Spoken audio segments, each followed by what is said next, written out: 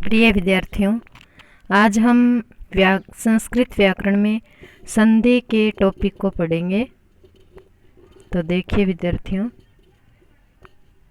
शुरू में हम ये देखेंगे कि संधि शब्द है, इसकी निष्पत्ति किस प्रकार से हुई।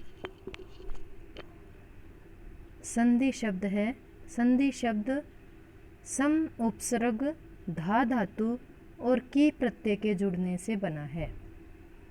तो सबसे पहले हमने क्या देखा कि संधि शब्द है वो किससे बना है? सम उपसर्ग धा धातु और की प्रत्यय के जोड़ने से संधि शब्द का निर्माण हुआ है। अब परिभाषा की बात करें तो व्याकरण में परिभाषा दी गई है संधि की, वर्ण संधानम संधि। वर्ण संधानम संधि ये क्या है? हिंदी में देखो, वर्ण संधानम संधि अर्थात दो वर्णों में जो संधान अथवा मेल होता है उसे संधि कहा जाता है। संधान का अर्थ ही विद्यार्थियों मेल होता है, इसलिए संधान या मेल दोनों एक ही बात है। वर्णों का जो संधान या मिलना होता है उसी को संधि कहा गया है। पाणिनि के द्वारा संधि की परिभाषा दी गई है। पाणिनि कौन थे? पाणिनि थे संस्कृत व्याकरण के प्रसिद्ध ऋषि मुनि थे। पाणिनि संस्कृत व्याकरण के निर्माता या रचयिता माने जाते हैं। तो पाणिनि के द्वारा ही अपनी ये संस्कृत व्याकरण अपने को दी गई है। तो पाणिनि ने संस्कृत व्याकरण में संधि की परिभाषा इस प्रकार दी, परय सनिकर्ष संहिता। ये बहुत ही उपयोगी है, बहुत ही काम में आती है ये परिभाषा। जब हम संधि का टॉपिक करेंगे तब हमेशा ही ये परिभाषा काम में आएगी, परय सनिकर्ष संहिता। इसका अर्थ क्या है कि वर्णों की अत्यंत निकटता या समीपता को ही संहिता कहा जाता है। विद्यार्थियों, संहिता ही संधि का दूसरा नाम है। संहिता किसको कहा है? संधि को ही कहा है। ठीक है, तो आगे अपने देखते हैं कि संस्कृत व्याकरण में संधि के 3 भेद होते हैं। संधि के 3 भेद होते हैं। मोटे तौर पर अपने संधि के 3 भेद पढ़ते हैं। पहला भेद होता है अच संधि। अच संधि का दूसरा नाम स्वर संधि माना जाता है। दूसरा भेद है हल संधि, या फिर इसे ही हम व्यंजन संधि भी कह सकते हैं। तीसरा भेद है विसर्ग संधि। तो ये तीनों भेद है। तीनों भेदों को हम बारी से पढ़ेंगे। जैसे पहला भेद क्या है? स्वर संधि या फिर अच संधि। तो अपने अच संधि को आज पढ़ेंगे। अच संधि अपना टॉपिक है। अच नाम ही स्वरों का है। जैसे ए, आ, ई, इस प्रकार के जो होते हैं ना ये वर्ण, ये सारे के सारे स्वर माने जाते हैं और इन स्वरों को अच में गिना जाता है, इसलिए इस स्वर संधि का नाम ही अच संधि है। अब अच क्या होता है? जब दो स्वर वर्णों का संधान अथवा मेल होता है उसे स्वर अथवा अच संधि कहा जाता है। जब दो स्वर मिलते हैं या फिर दो स्वर वर्ण जो मिलते हैं उन्हें ही अपने स्वर संधि अथवा अच संधि कह सकते हैं। जिस प्रकार से वर्ण यहाँ प्लस से पहले वाला वर्ण होता है वो स्वर होगा और बाद वाला भी स्वर होगा। अब इन दोनों स्वरों का जब मिलान होता है वहाँ अच संधि मानी जाती है, अपनी अच संधि होगी। ठीक है, अब अच संधि के भेदों की बात करें तो मुख्य रूप से इसके भेद है वो 5 माने गए हैं। अब अपने इसके मुख्य भेदों में पाठ्यक्रमानुसार और भी पढ़ सकते हैं। जिसको जो भेद चाहिए वो अपना पढ़ लेना। जैसे 10वीं कक्षा में ये पूरे भेद लगते हैं, 9वीं में हो सकता है कुछ कम लगे, 8वीं में और कम लगे। तो जिस प्रकार से जो जिसकी तैयारी कर रहा है उसके हिसाब से अपने भेदों को पढ़ना है। मुख्य रूप से स्वर संधि या अच संधि के 5 भेद ही माने गए हैं। यहाँ पर अपने पूर्व रूप पर रूप उनका भी अध्ययन करेंगे क्योंकि अपने वो भी काम आते हैं। पहला भेद पढ़ेंगे स्वर संधि में दीर्घ संधि। अब विद्यार्थियों, दीर्घ संधि क्या है? जब ए, ई, उ, री के बाद कोई सवर्ण या समान वर्ण आए तो दोनों स्वरों के स्थान पर दीर्घ एकादेश होता है। जब ए आए, इधर ए आए, या आए, आ, तो इसका कहने का मतलब है सवर्ण से क्या मतलब है? ए आ दोनों स्वर्ण हैं आपस में, तो इधर आ भी आ सकता है विद्यार्थियों। और ए भी आ सकता है, तो ये आपस में सवर्ण है। अब दूसरी बात ये है कि जब यहाँ ए आ गया और प्लस के बाद में ई आता है तो ये आपस में सवर्ण नहीं है। इस प्रकार से जब सवर्ण कौन से होते हैं, ए के बाद ए आए, ई के बाद ई आए, ऊ के बाद ऊ आए, री के बाद री आए, ये आपस में सवर्ण है। तो दोनों सवर्णों का या समान वर्णों का जब मेल होगा तब वहाँ पर दोनों स्वरों की जगह दीर्घ एक आदेश होगा। एक आदेश होगा, एक रूप बनेगा, वो दीर्घ बनेगा। दीर्घ होता है बड़ी, जैसे ए आ में बड़ा आ है, ई में बड़ी ई को माना जाता है, ऊ में बड़े ऊ को, और री में इस प्रकार के री को बड़ा माना जाएगा। बड़ा ही दीर्घ होता है। इस प्रकार से अपने देखते हैं दीर्घ संधि की परिभाषा और उदाहरण जैसे दिए हुए हैं। दैत्य प्लस अरि, यहाँ क्या समझ में आया है विद्यार्थियों कि दैत्य में अ है और इधर भी ए है, दोनों तरफ ए है, मतलब सवर्ण तो है और सवर्ण है तो दोनों ए का आ बनाकर दैत्यारी शब्द बनाएंगे। जिसे इसी प्रकार से विद्या में आ है और आल्य में भी आ है तो आ प्लस आ करके आ बनाएंगे तो विद्यालय शब्द बनेगा। यथा प्लस अर्थ में यथार्थ बनेगा। विद्या प्लस अभ्यास में विद्याभ्यास बनेगा। रत्न प्लस आकर है, इसमें ए प्लस आ है तो रत्नाकर शब्द बना है। इस प्रकार से अपने उदाहरण करेंगे तो अपने को दीर्घ संधि बहुत अच्छे से समझ में आ जाएगी। रवि प्लस इंद्र, अब अपने बात हुई थी ए आ की, अब अपने करेंगे ई की बात। तो इधर हरिस्व ई है यानी छोटी ई जिसे बोलते हो, इधर भी हरिस्व ई है, दोनों मिलकर दीर्घ ई यानी बड़ी ई बनती है तो शब्द बनता है रविंद्र।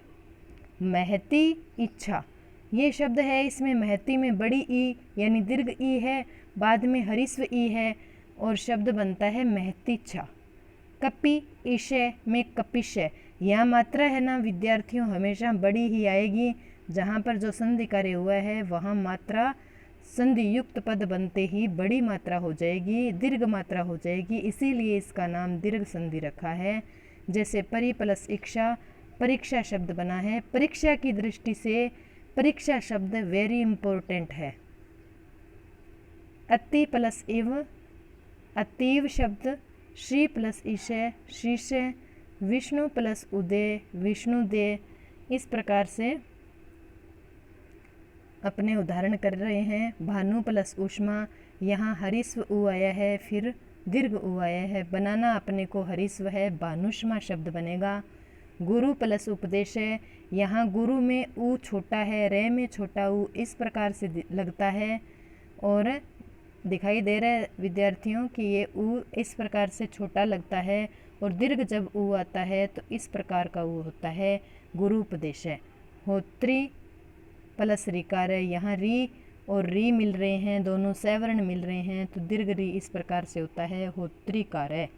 पितृऋणम में पितृऋणम, इस प्रकार से री और री मिले तो दीर्घ री हो गया। अब ये इसके साथ ही हमारी दीर्घ संधि पूर्ण होती है। उसके बाद में अच संधि या स्वर संधि का जो भेद कर रहे थे उसमें 2 नंबर का भेद अपने पढ़ेंगे, उसे हम क्या कहते हैं, गुण संधि कहते हैं। अब गुण संधि क्या है विद्यार्थियों, जब ए आ के बाद में ई ऊ रील री इनमें से कोई वर्ण आता है तो दोनों स्वरों के स्थान पर क्रमशः ए ओ अर अल हो जाता है। किस प्रकार से, जैसे देखिए यहाँ ए होगा, या होगा आ, ठीक है। उसके बाद में ई भी आ सकता है, ऊ भी आ सकता है, री भी आ सकता है और लरी भी आ सकता है। इनमें से कोई भी वर्ण आ सकता है विद्यार्थियों। इधर प्लस से बाद में इनमें से होगा और पहले इनमें से होगा।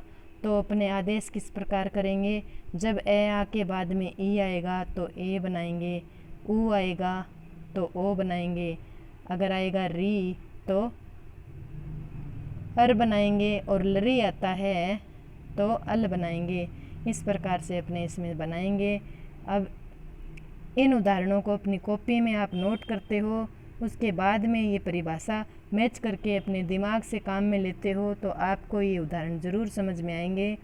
जैसे गज प्लस इंद्र है, गज में अ है, ज में ए है और इधर ई है, जब ए आ के बाद ई आता है तो ए बनता है, ऐसा मैंने परिभाषा में अभी बताया था। तो यहाँ गज के ए और इंद्र का ई, ए प्लस ई मिलकर ए बन गया, गजेंद्र शब्द बनता है। उप इंद्र में उपेंद्र शब्द बना, महा इंद्र में महेंद्र, तथा इति का तथेति, यथा इष्ट का यथेष्ट, गण ईशय का गणेशय। इसी प्रकार से दिन ईशय का दिनेशय, उमा ईशय का उमेशय।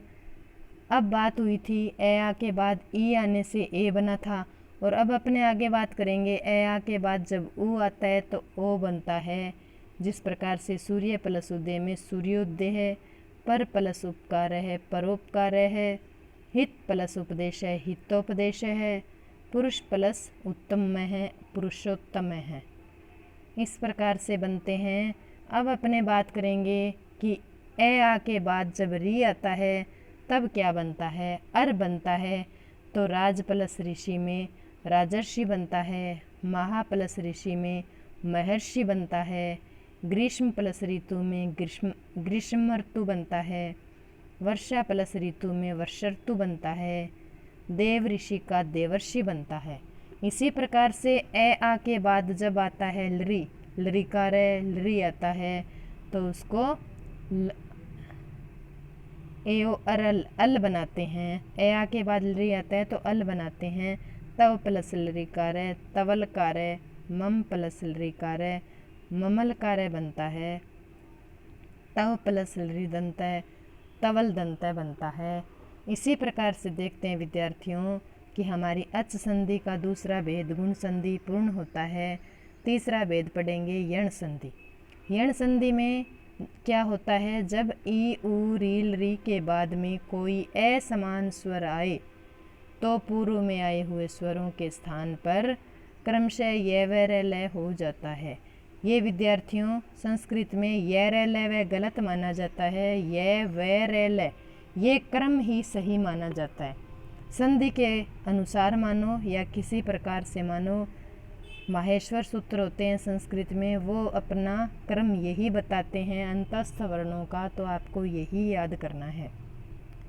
अब क्या कहा है इसने कि जब ई उ री री के बाद में असमान स्वर आए, क्यों कहा असमान, समान आएगा तो ऊपर बताया हमने कि दीर्घ संधि हो जाती है, इसलिए समान वर्णों की वर्ण नहीं आने चाहिए, समान वर्ण नहीं आने चाहिए।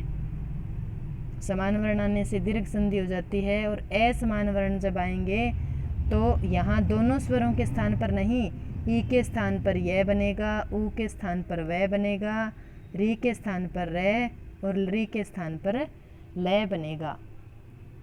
असमान वर्ण होगा। जैसे देखिए, जैसे देखते हैं अति, अति में आया है ई और बाद में असमान है। असमान का मतलब क्या हुआ, ई के बाद ई नहीं है। यदि ई के बाद ई होता तो अपने दीर्घ संधि करते, ई के बाद असमान आया तो ई को यह बनाया है अत्यधिक। प्रति प्लस आशा प्रत्याशा, अति प्लस अंत अत्यंत, प्रति प्लस एकम प्रत्येकम, सुधि प्लस उपास्य शुद्ध्युपास्य। इस प्रकार से और भी उदाहरण है। मधु प्लस अरि, ऊ का बना है व, मध्वरी। गुरु प्लस आदेश है गुरुवादेश है। साधु प्लस इति साध्वीति, सु प्लस आगतम स्वागतम। अब ये थे ऊ का व बनने वाले, तो अब बनाना है री का रे। किस प्रकार से, मातृ प्लस आज्ञा मात्राज्ञा, पितृ प्लस आदेश है पित्रादेश है, भ्रातृ प्लस उपदेश है भ्रातृपदेश है।